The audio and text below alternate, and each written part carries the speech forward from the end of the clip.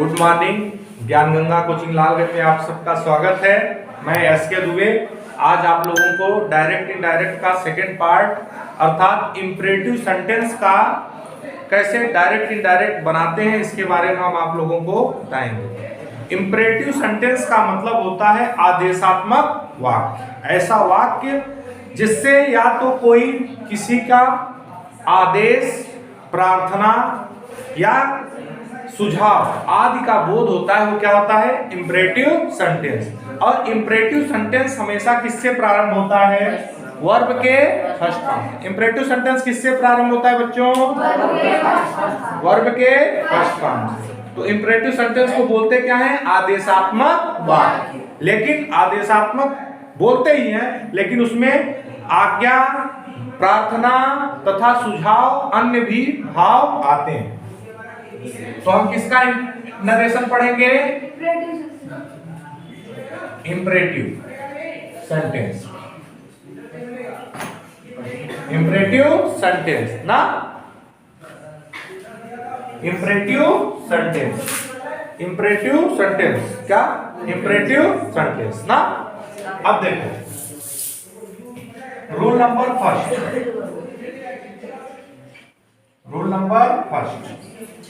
Imperative sentence का हम direct से इनडायरेक्ट बनाते समय, इंपरेटिव सेंटेंस का डायरेक्ट से इनडायरेक्ट बनाते समय हम हमेशा रिपोर्टेड स्पीच के भाव के अनुसार रिपोर्टिंग वर्ब को चेंज करते हैं ना। तो पहला नियम है, यदि रिपोर्टेड स्पीच के वाक्य का भाव आज्ञा का हो तो रिपोर्टिंग वर्ब सेड टू को ऑर्डर्ड में बदल देते हैं। पहला नियम क्या है? यदि रिपोर्टेड स्पीच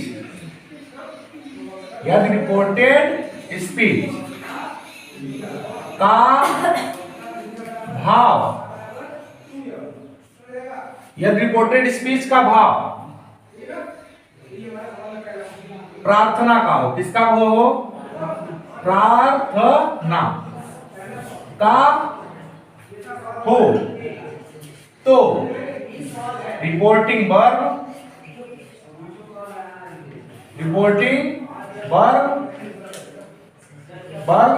सेड टू को किसमें? सेड टू को किसमें? रिक्वेस्टेड। और यदि भाव किसका हो? आज्ञा का। किसका? यदि भाव किसका हो? आज्ञा का, तो सेड टू को किसमें बदल देंगे? सेड टू को किसमें बच्चों? किसमें? सेड टू को पहला, यदि रिपोर्टेड स्पीच का भाव प्रार्थना का है तो सेड टू को रिक्वेस्टेड, यदि आज्ञा का है तो ऑर्डर, यदि भाव किसका है? सलाह का। किसका भाव है? सलाह का, तो किसमें? सेड टू को सजेस्टेड नहीं, एडवाइज्ड। समझ में आया? सेड टू को किसमें? एडवाइज्ड। यदि सलाह का भाव, यदि किसका भाव हो? प्रस्ताव का। किसका भाव हो? तो सेड टू को किसमें बदलेंगे? सेड टू को प्रपोज्ड। किसमें? प्रपोज्ड में बदल देते हैं।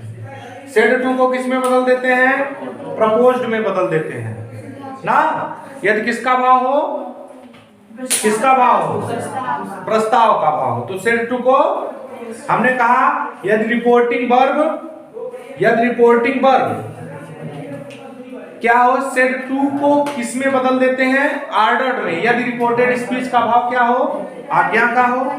यदि रिपोर्टेड स्पीच का भाव प्रार्थना का हो तो सेड टू को रिक्वेस्टेड।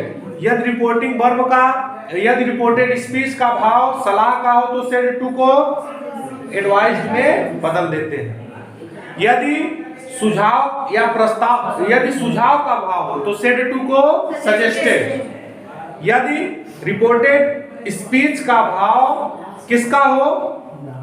प्रस्ताव का हो। किसका हो? तो प्रपोज्ड। सेड टू को प्रपोज्ड में बदल देते हैं। तथा टू का प्रयोग, इन्वर्टेड कामा को हटाने के लिए ना, और वाक्य को, आगे वाले वाक्य को ज्यों का त्यों लिख देते हैं। क्या कर देते हैं? ज्यों का त्यों लिख देते हैं। हमने कहा यदि रिपोर्टेड स्पीच का भाव यदि रिपोर्टेड स्पीच का भाव किसका हो? प्रार्थना का, तो सेड टू को रिक्वेस्टेड। यदि रिपोर्टेड स्पीच का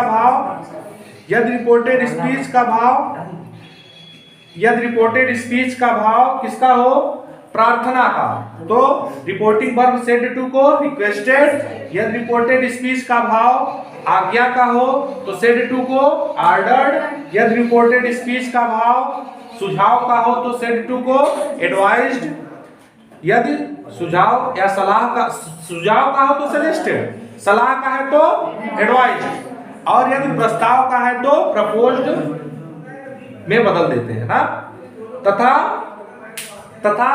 क्या करते हैं? टू लगाकर वाक्य को ज्यों का त्यों लिख देते हैं। जैसे आप ये लिख लिया आपने, अब देखिए जैसे देखिए एग्जांपल,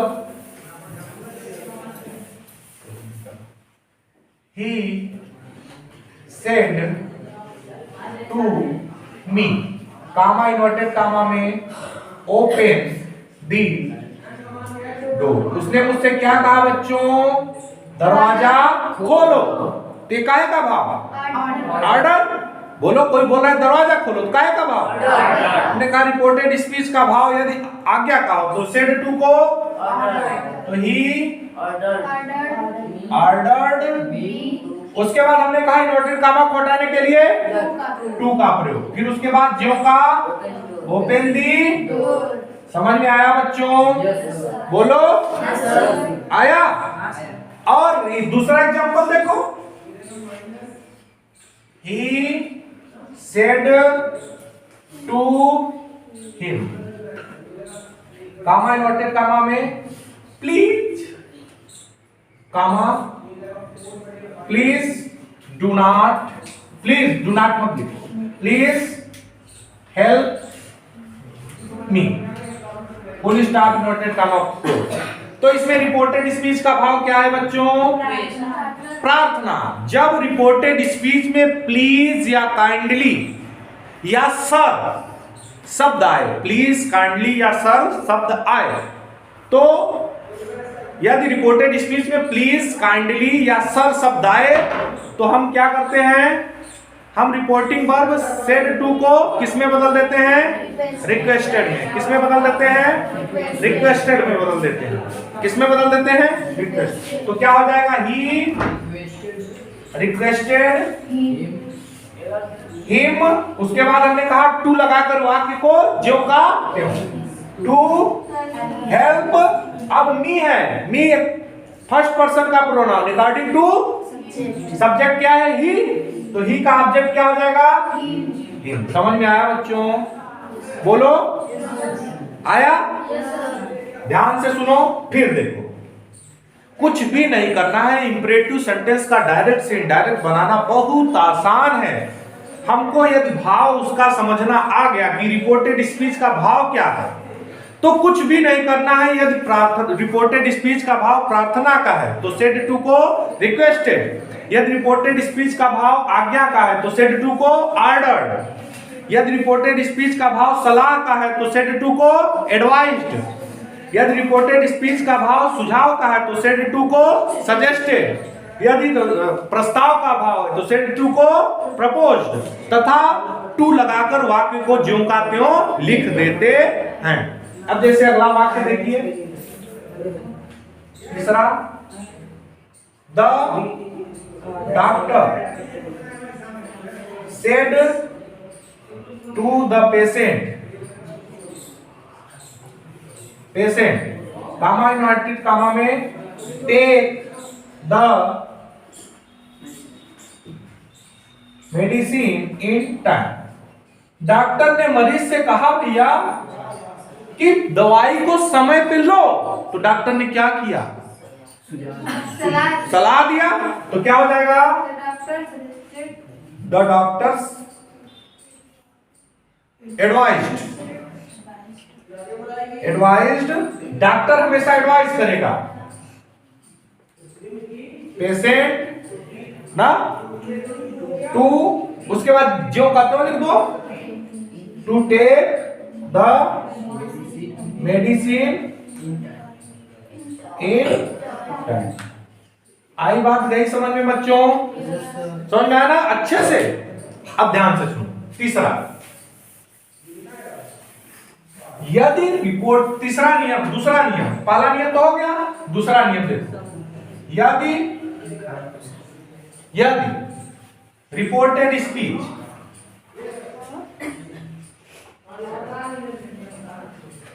नकारात्मक हो, कैसा हो? कैसा हो?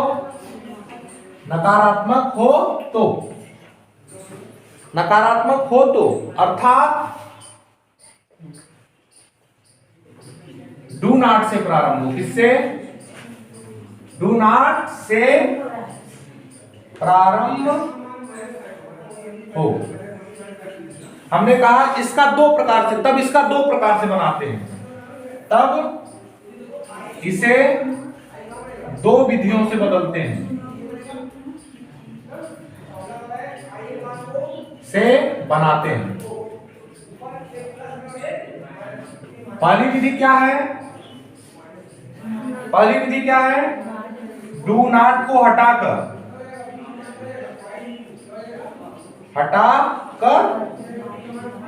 सेड टू के स्थान पे किसका प्रयोग? सेड टू के स्थान पर फॉरवर्ड का प्रयोग। किसका प्रयोग? फॉरवर्ड का प्रयोग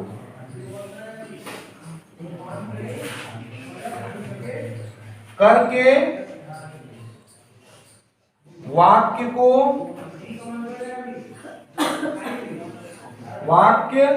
को टू के बाद लिख देते हैं, टू लगाकर लिख देते हैं।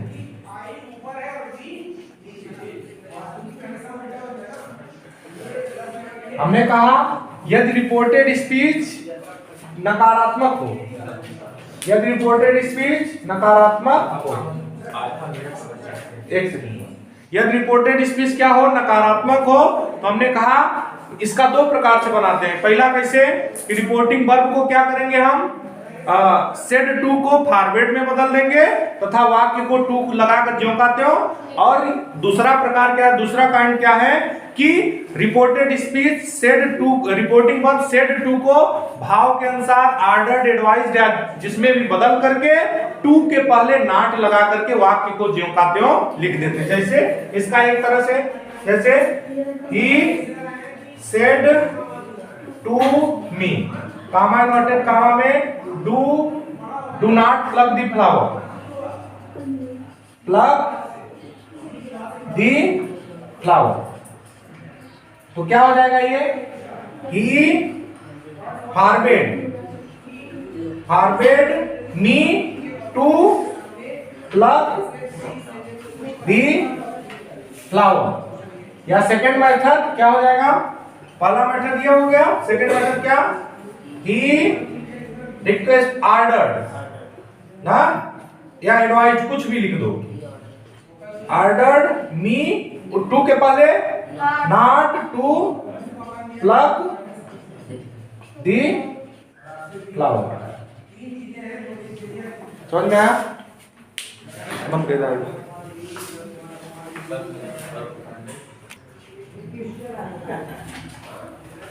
अब इसके आगे ध्यान से सुनिए। पहला नियम तो पता चल गया। पहला नियम क्या था? यदि रिपोर्टेड स्पीच का भाव क्या हो?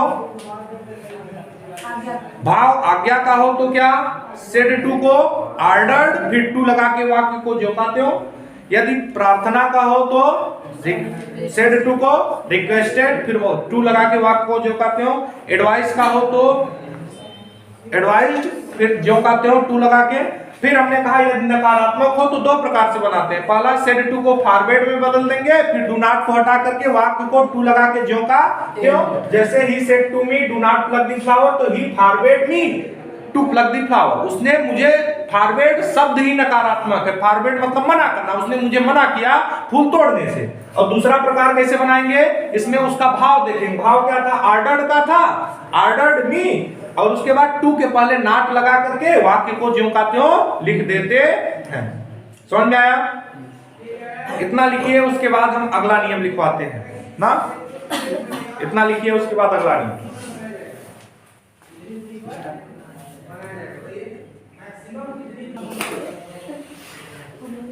फिर अगला नियम क्या है, यदि रिपोर्टेड स्पीच इफ से प्रारंभ होने वाले क्लॉज से में सलाह का भाव हो तो इनडायरेक्ट स्पीच में शुड का प्रयोग अच्छा माना जाता है ना। यदि इसमें जो है इफ से प्रारंभ होने वाला कोई क्लॉज आए ना, तो उसमें शुड का प्रयोग अच्छा माना जाता है। जैसे the mother said, comma inverted comma में, if you suffer from cold and cough consult the doctor. यदि तुम कफ से और कोल्ड से क्या कर रहे हो, सफर कर रहे हो, पीड़ित हो, तो किससे, डॉक्टर से सलाह लो। तो इसका इनडायरेक्ट कैसे बनेगा, the mother said if I suffered from cold and cough I should consult a doctor. Should का प्रयोग यहाँ पे कर देंगे। या फिर दूसरे तरीके से इसका कैसे बनाएंगे, मदर ने एडवाइस दिया, तो द मदर एडवाइस किससे दिया, मुझे, to me, to consult a doctor if I suffered from cold and cough. समझ में आया? तो ध्यान से सुनो। तो यहां तक आपके सिलेबस में था इंपरेटिव सेंटेंस का डायरेक्ट से इनडायरेक्ट। लेट वाले वाक्यों को आगे बात करेंगे, लेट वाले वाक्यों का कैसे बनता है। तो हमने कहा डायरेक्ट से इनडायरेक्ट इंपरेटिव सेंटेंस का हमेशा उसके भाव के अनुसार बनता है। यदि रिपोर्टेड स्पीच का भाव आज्ञा का हो तो सेड टू को ऑर्डर्ड। यदि रिपोर्टेड स्पीच का भाव प्रार्थना का हो, अर्थात प्लीज या काइंडली शब्द या सर शब्द का प्रयोग रिपोर्टेड स्पीच में किया गया हो, तो सेड टू को रिक्वेस्टेड में बदल करके, और यदि भाव रिपोर्टेड स्पीच का भाव सलाह का हो तो सेड टू को एडवाइज्ड में बदलते हैं। यदि रिपोर्टेड स्पीच का भाव सुझाव का हो तो सेड टू को सजेस्टेड में। यदि रिपोर्टेड स्पीच का भाव प्रस्ताव का हो तो सेड टू को प्रपोज्ड में बदलते हैं, तथा टू लगाकर वाक्य को ज्यों का त्यों लिख देते हैं। और प्रोनाउन संबंधी बदलाव SON नियम के अनुसार करते हैं। अर्थात first person pronoun according to subject, second person pronoun आएगा रिपोर्टेड स्पीच में तो रिपोर्टिंग वर्ब के ऑब्जेक्ट के अनुसार, और थर्ड पर्सन का आएगा तो नो चेंज, जो जैसा कि हमने पहले पार्ट में बताया था। फिर हमने कहा कि यदि वाक्य डू नॉट से प्रारंभ हो, किससे प्रारंभ हो, डू नॉट से, अर्थात वाक्य नकारात्मक हो, तो सेड टू को फॉरवर्ड में बदल देते हैं तथा डू नॉट को हटा करके टू लगाते वाक्य को ज्यों का त्यों। और दूसरा मेथड इसी में कैसे बनाते हैं, उसका भाव देखते हैं। यदि भाव आज्ञा का है तो ऑर्डर्ड, यदि सुझाव का है तो सजेस्टेड, यदि रिक्वेस्ट का है तो रिक्वेस्टेड में बदल करके और टू के पहले नॉट लगाकर वाक्य को ज्यों का त्यों लिख देते हैं। फिर अगला नियम क्या है, यदि नेवर आए, रिपोर्टेड स्पीच में नेवर आए, वाक्य में नेवर आए, तो कुछ नहीं करते, टू के पहले नेवर लगा देते हैं तो वाक्य को ज्यों का त्यों लिख देते हैं। हाँ, नेवर वाले में फॉरवर्ड का प्रयोग नहीं करेंगे क्योंकि नेवर भी एक नकारात्मक शब्द है। नेवर टू, जैसे he said to me never, comma inverted comma में, नेवर टेल ए लाई, तो ही ऑर्डर्ड मी या he suggested me never to tell a lie. To के पहले नेवर, जैसे नॉट वाला ना, सेम टू सेम, बस इसमें फॉरवर्ड का प्रयोग नहीं करेंगे। फिर अगला नियम, हमने अंतिम नियम क्या बताया, यदि रिपोर्टेड स्पीच में इफ से प्रारंभ होने वाले क्लॉज में सलाह का भाव हो। हमने कहा यदि रिपोर्टेड स्पीच में इफ से प्रारंभ होने वाले क्लॉज में सलाह का भाव हो तो शुड का प्रयोग अच्छा माना जाता है। जैसे the mother said if you suffer from cold and cough consult the doctor, तो the mother said if I suffered from cold and cough I should consult a doctor. या फिर दूसरा, the mother advised me to consult a doctor if I suffered from cold and cough. Thank you, धन्यवाद। अब इसके आगे वाला part आगे आएगा। ज्ञान गंगा कोचिंग आपके उज्जवल भविष्य की कामना करती है। धन्यवाद।